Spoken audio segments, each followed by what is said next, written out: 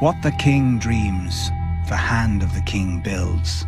Or, so say the kings, the hands, and the lords who wish to be hands.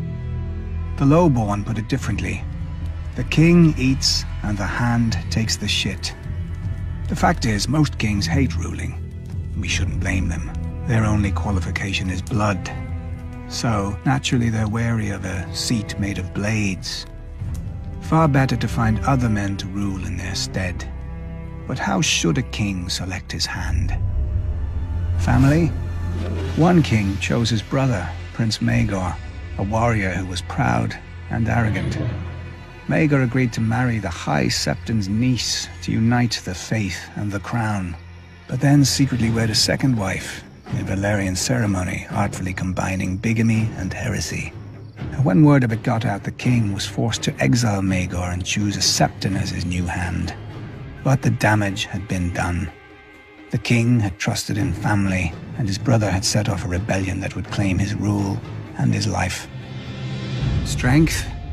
As little more than a boy, Sir Criston Cole replaced the legendary Sir Rayam Redwine on the King's Guard and soon rose to Lord Commander. But knights only know one way to settle disputes. When Prince Aegon's father died, Sir Criston slit the throat of an advisor who objected to Aegon's ascension over his aunt, the anointed heir. His actions so pleased the new king, Aegon, second of his name, that he appointed Sir Criston as his hand in the ensuing civil war, called the Dance of Dragons. Neither Sir Criston nor the king, nor even the Targaryen dragons would survive it.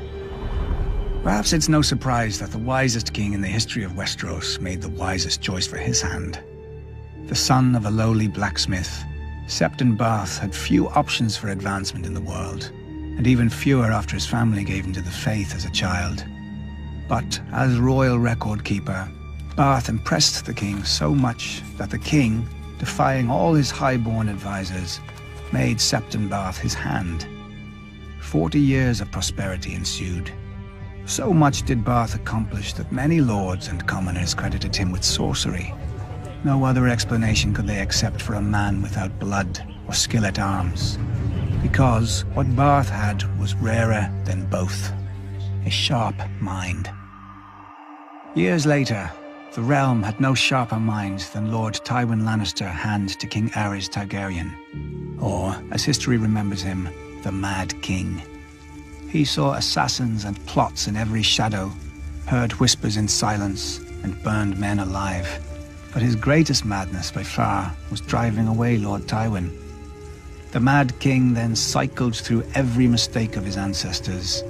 Soldiers, toadying lords, and at the end even an alchemist, perhaps to save the crown's growing expenses on wildfire. Unfortunately, it didn't save his crown or his dynasty. The new King Robert chose his foster father, Lord Jon Arryn, as his hand.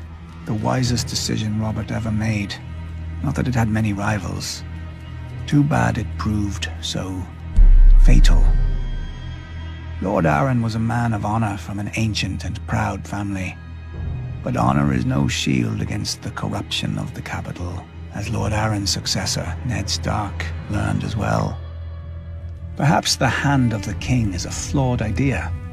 Westeros needs a ruler who can rule, who builds what he dreams himself. A king who can't govern his kingdom is no king, and a hand who shits what another man eats is an arse.